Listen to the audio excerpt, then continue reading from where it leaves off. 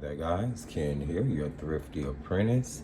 And in today's video, we are going to be creating a watercolor pencil art journal card. So basically what we have here is a insert card for a art journal. We're going to be using Derwent watercolor pencils on a book page in order to create this journaling panel. It's 3 layered. You're going to have your book page inked, layered on top of sheet music, which is inked and layered on top of coffee dyed paper bag. And then that's all compressed in lamination, and then back to mixed media paper. And I am touching it this way to keep my hands out of the card itself, because this may end up being an insert in a journal. And I don't want to get any oils from my hands on it. That's the reason I'm holding it this way. We've topped it off with some, what is this here? Yarn. Oh God, craft yarn. That's what I'm trying to say. Craft yarn, guys, craft yarn. So it's just whimsical and fun. And this is just something to be a little bit different in our art journals in order to, you know, add more journaling space for us to draw and paint on. And I just thought using watercolor pencils in order to do this, along with some clear stickers. So that's the project we're going to be working on.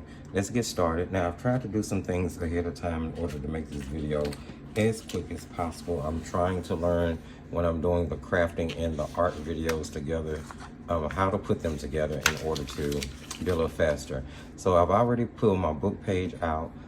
Here I have sheet music that was actually printed off from a free image site on the internet.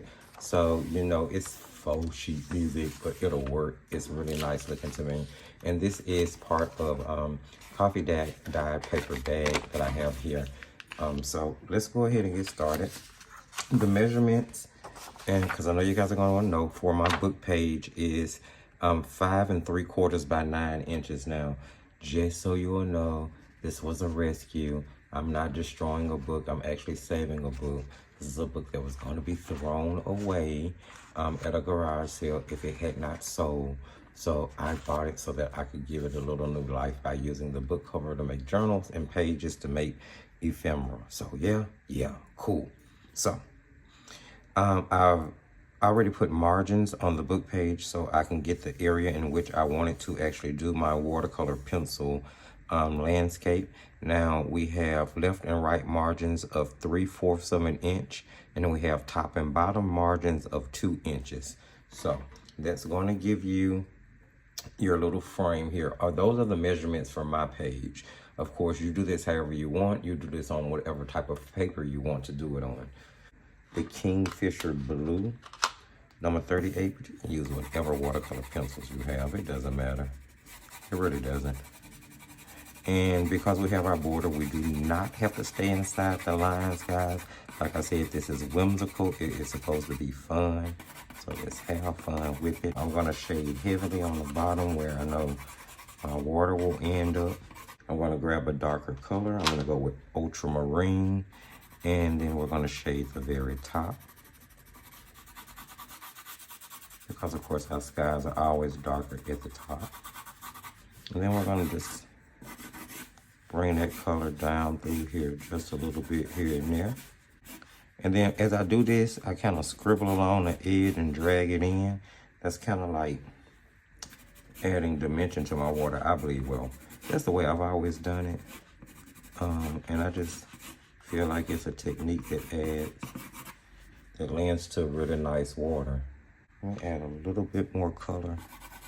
This is going to be the longest process. So now I'm going to grab a wet golden Taklon brush. Remember, as I always tell you guys, you want sort of a harder bristle brush to kind of help push those pigments around from that watercolor pencil. Now, if you are doing this as I am on book page, please keep in mind that this is not watercolor paper. It is not. It is not going to work like watercolor paper. It's not going to perform like watercolor paper or mixed media paper. So make sure that pigment is completely dissolved. I'm going to take time to dry this. And through the power of YouTube, we are back with a dry background. Let's move on. Next, I'm going to be using Prussian blue. You use whatever blue you need to, and we are going to be doing a mountain into the background. We are going to be using the same Prussian blue in order to shade the mountain down. And I'm not being too precise about anything. Like, remember, we're having fun. I'm just kind of letting it flow from my imagination. All right, let's start to cap off our snowy areas here.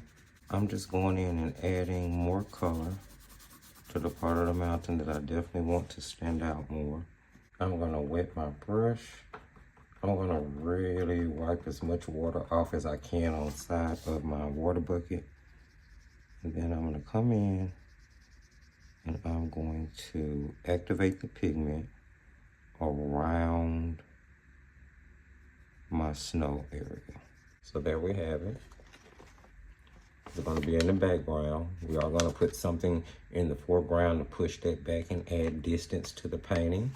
Now for the shadow on the mountain, I'm taking gunmetal, which is a gray, and I'm just going to kind of shade very lightly,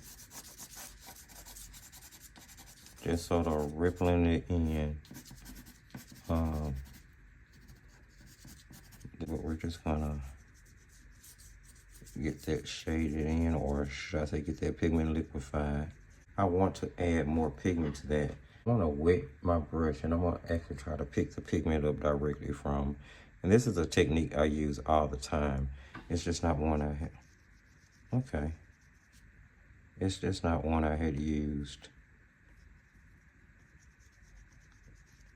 in my prototype example. Now, because I used this pencil in order to, I used the brush to pick up that lead is wet. I was sure not to touch the wood, but that wood is lit. Wet, Lord, that lead is wet is what I'm trying to say. So we want to give that a minute to dry before we try to color with that pencil again. Now here across the bottom, you will see I have swatched the browns from this set at the bottom of my book page, just so I can see how the color looks on this particular type of paper. I always suggest that you swatch your watercolor pencils on the type of paper that you use the most. I don't use book pages to do watercolor pencil paintings on often. Actually, this was my very first time when I created this project. And I'm gonna keep it to the same design, but I want the tree to be a little bit more slim.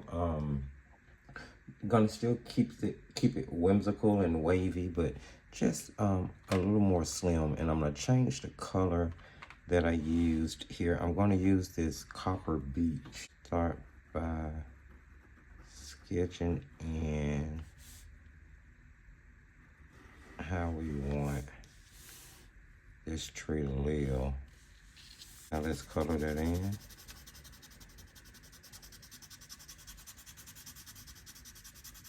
So I pinched my brush to pull excess water out of it. Bring it to a tip here. And I already know that this brown is gonna be pretty opaque. So we're just gonna go in. Doesn't take much water on the brush. Okay. And then I want to add shadow into this. Now, from the color range that I have, I really don't have anything to darken that with, so I'm going to use black. I don't know how that's going to work out, but I'm going to use black in my shadow area, and then I'm going to cover it with the original color again. I know it's going to make it more opaque, but I'm hoping it's going to look okay, because I noticed from this one, my shadow kind of got lost. Just gonna go in here with black, and I'm just gonna ever so lightly. I really hope this turns out right. Okay, I'm just gonna ever so lightly shade in my shadow side of the tree.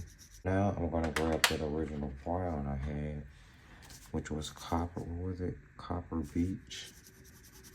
I'm gonna go back in and lay another layer of that brown on there. Now what I'm hoping it's going to do is mix with that black and just make a darker brown shade. Now I was debating on whether or not I was going to actually liquefy that pigment. I think I am going to. I want to blend it. I'm curious to see how those colors are going to look. So here we go. Here we go. I quite like that actually. I think that's quite nice. It's gonna be really nice when it dries. I'm just gonna grab the black. Let's sharpening.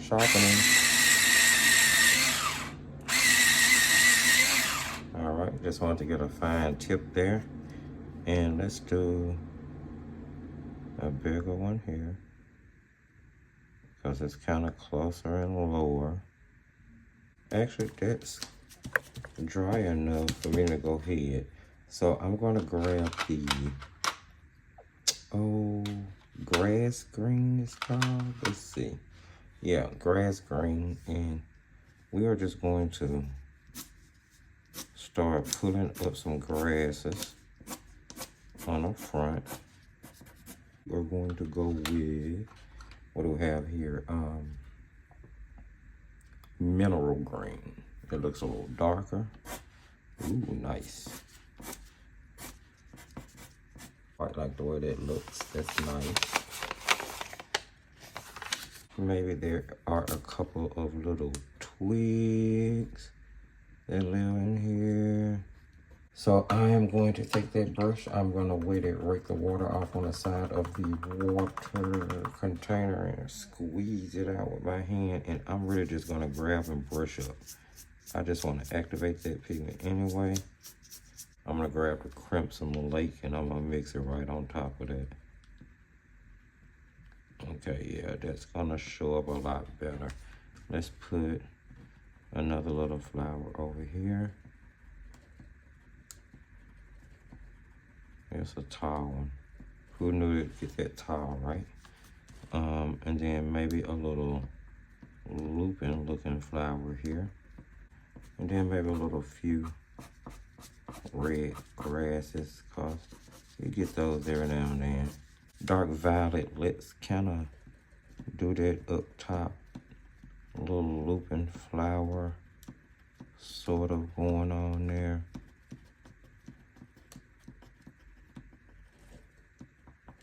See if it'll show up through that blue.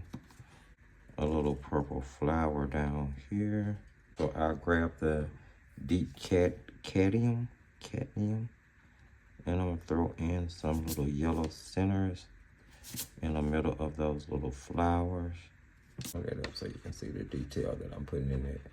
And all of that is gonna be visible in the final journal card. So let's find one of these and bam, you just became designated for leaf marks. And we're just gonna go, so you can see that. Just making those little marks along that grass blade. So that's the detail that's in the grassy area. I'm just going to liquefy everything, let it dry, and then we'll be able to start tearing out. We're gonna do our white gel pen. That'll be the final step.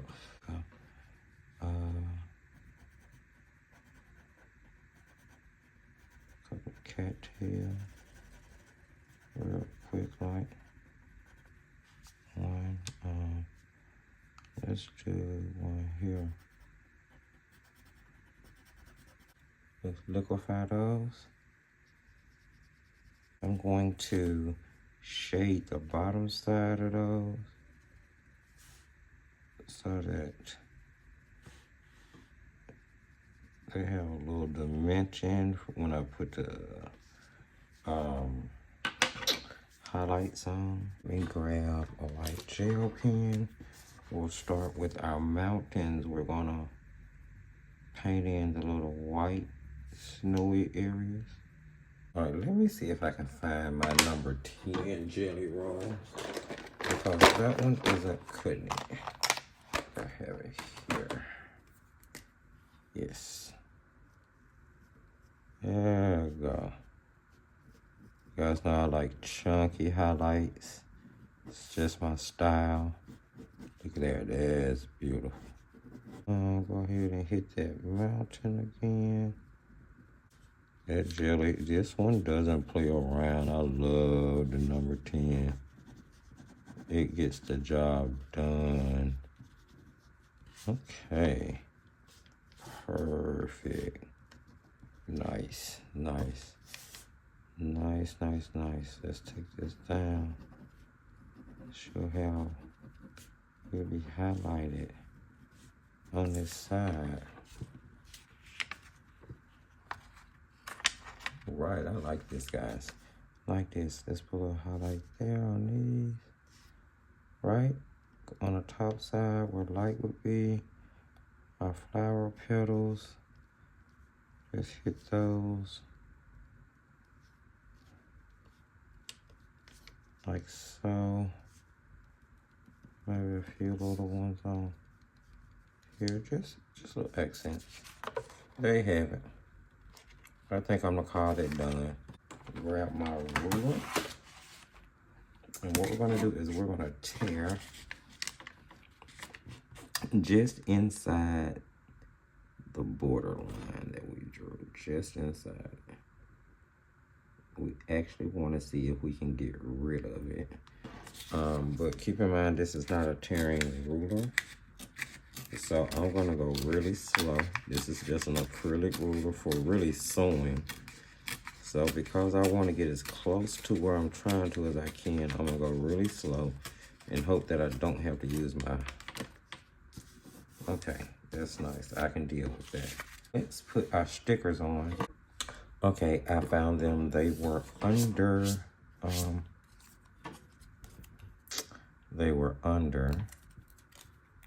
my watercolor pencil tin.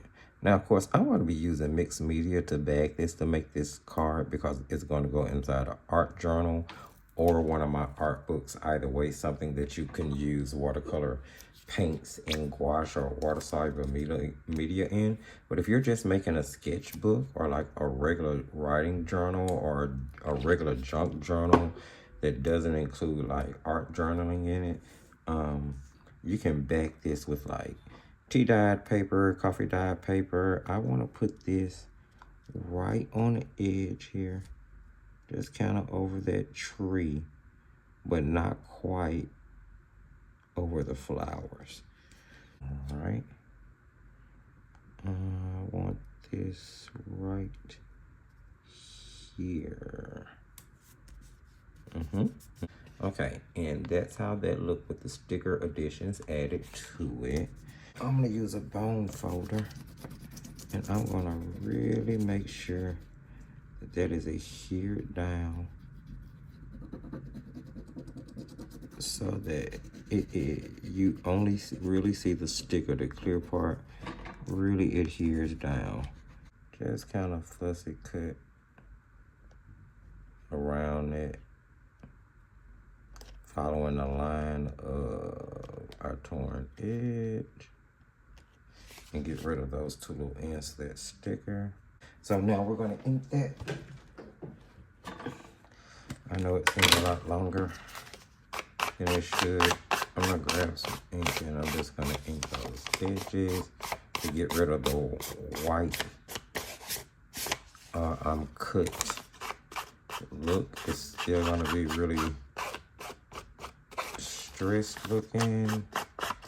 I'll even sometimes drag ink into it just to give it more of a grungy look. You know, drag ink into a corner on the edge of something. Now, everybody's not going to want to do this. Some people don't want to ink at all. You don't have to. You see how I dragged that ink in on that corner? I think it gives it a little bit more dimension. That's cute. Now we're going to bag that onto... I already have some sheet music. Now, this is sheet music that I printed out from a free website on the internet. It's just printed out on regular typing paper. Printer paper. If you have authentic sheet music, old sheet music that you want to use, you can.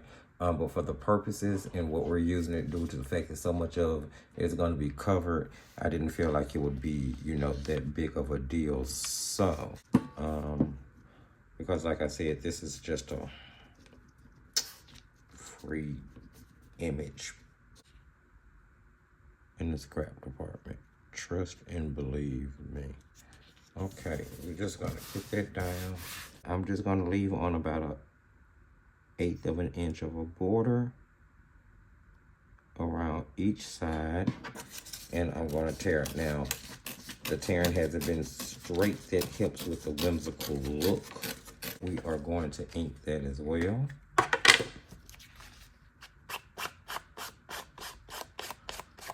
Now I'm going to take that and tack it down right away onto some coffee dyed brown paper bag. I'm just going to pop some glue on this onto here. Again, about an 1/8 of an inch border. Now I'm going to trim this so that I have about an 1/8 of an inch border all the way around. We're going to ink the paper bag as well. Again, you do not have to ink if you do not want to. No one would ever force that on you. I know some people don't like it. I don't mind because the ink is going to be closed up in the lamination pack. Now we need to put this inside an lamination pack, and we're going to laminate it. Very cute. Very cute. You guys can use the self-adhesive sheets if that's what you have. You do not have to do this step if you do not want to. So I'm going to run this through the laminator. Entering the final 2 steps, I will actually be wearing gloves because we're going to be handling mixed media paper that's going to be backed onto the back of our little painting here for art journaling purposes. And I don't want to get any oils or lotions or anything like that. Here I have a Master's Touch mixed media pad.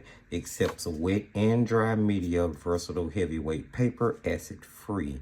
It is 110 pound cold press. Has a really kind of cool texture to it. I've used it. It's a pretty decent, okay student grade mixed media paper. I tore that completely out of that book. Now that's actually, ironically enough, a mixed media book that I bought to turn it to an art journal. I actually think I started to journal in the front of it. I did. I was doing some gel printing, and that's one of the gel prints that I pulled in this book. And I'm probably going to end up using this particular page for something, maybe like making a pocket and a journal. And I'm going to be using Fabri-Tac. Fabri-Tac is a silicone glue. It is for fabric to fabric, fabric to paper, paper to paper. And then I'm going to kind of spread that glue out. I'm not worried about the fact that it's sort of a see-through plastic. It's fine. This glue dries clear. And it won't make a difference at all. And I'm just going to place that down. I'm going to grab a paper towel so that I can adhere this down and catch any glue as it may seep. I'm just going to use scissors. It's easier.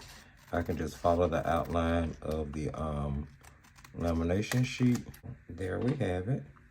There's our journaling card backed with our mixed media paper for painting with water-soluble products, including watercolor gouache, watercolor pencils. You can use color pencils. You can use alcohol markers on this mixed media paper. You can use pastels and graphite and oil pastels and water-based oil pastels. So this is a great way to add additional journaling room to your art journal or your junk journals, depending on the type of paper that you bag it with. So next I'm going to use my Memory Keeper hole puncher. It's like an eyelet setter, but it's got hole punches for a 1/8 punch and a 3/16 punch.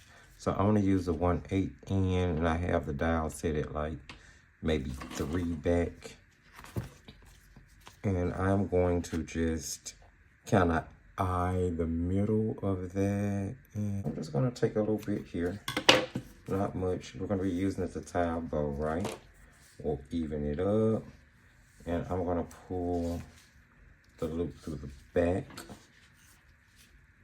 here. See if we can get it in. All right. Get that open. We're almost done. We're gonna see, we're gonna pull that so that that knot goes to the front instead of the top. Gonna get it to the front there, pull it kind of tight. All right, now we'll go ahead and tie it over once, just like so. It's gonna lock it into place. And then we'll tie a bow. Hopefully I can do this properly the first time and not have to retie it. There is, let me move that to the side, our art journaling card tag with a watercolor pencil, whimsical watercolor pencil landscape. I'll bring this one over to show you guys the first one I made. There we go. Two beautiful mixed media journaling cards for insertion into art journal pocket. But I just wanted to show you they could be how they could be inserted into your art journals. You can slide them in the pockets that you have big enough. You can put them behind belly bands. You can put them into the little folder pockets inserted into your journal. And those are the Whimsical Tree watercolor pencil landscape art journaling cards made from book pages. Hopefully you guys saw something that you like, some tips and tricks that you can use. If so, don't forget to give the video a thumbs up. Use the comment section. Tell me what you thought about this project. And you can straight away go right ahead and start painting on the back of one of these. You can follow us on the Thrifty Apprentice social media sites. That's Facebook, Instagram, and TikTok. Check out the Thrifty Apprentice sponsored Facebook group. Paints, pencils, pastels, and markers growing group with a lot of wonderful new and intermediate artists. Would love to have you guys join us there. And don't forget to check out the most recommended product list, which is linked in the video description. Hopefully you guys enjoyed this video. There's more content to come in this nature. And as I always tell you guys, well, in this case, just keep painting and keep crafting.